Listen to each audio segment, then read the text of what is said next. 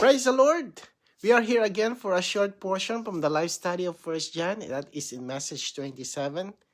And then the verses is in 1 John chapter 3 verse 15. It says there, everyone who hates his brother is a murderer. This is a very serious word. But what does it mean? When we think of murder, we think of someone holding a knife or a weapon. But John is not talking about murder outwardly. He's talking about the inward condition. Before God, murder does not start with the hands. It begins in the heart. So we ask, if I hate a brother, did I kill him with a knife?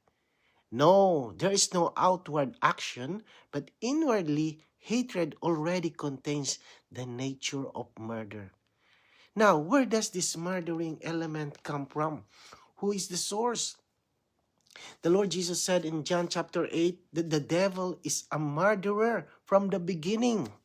So when we allow hatred, bitterness, jealousy, or offense to remain in our heart, the enemy finds a ground. Then what happens? The enemy injects his element. His element is a murdering element, a murdering life. This is why hatred is so serious. It opens the doors to the wrong source. But since we don't need the enemy's murdering element or life, we have another life. The life of Jesus. The life of God. This life is not a murdering life. It is a loving life. A forgiving life. A life-giving life. Look at Genesis chapter 4. Cain did not kill Abel suddenly.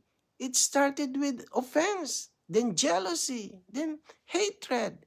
And hatred eventually became murder because Cain opened himself to the wrong source. But praise the Lord, we can open to another source. This is the divine life. So what should we do? Turn to our spirit, call on the Lord's name, and let this life flow. His life swallows every hatred and heals every offense.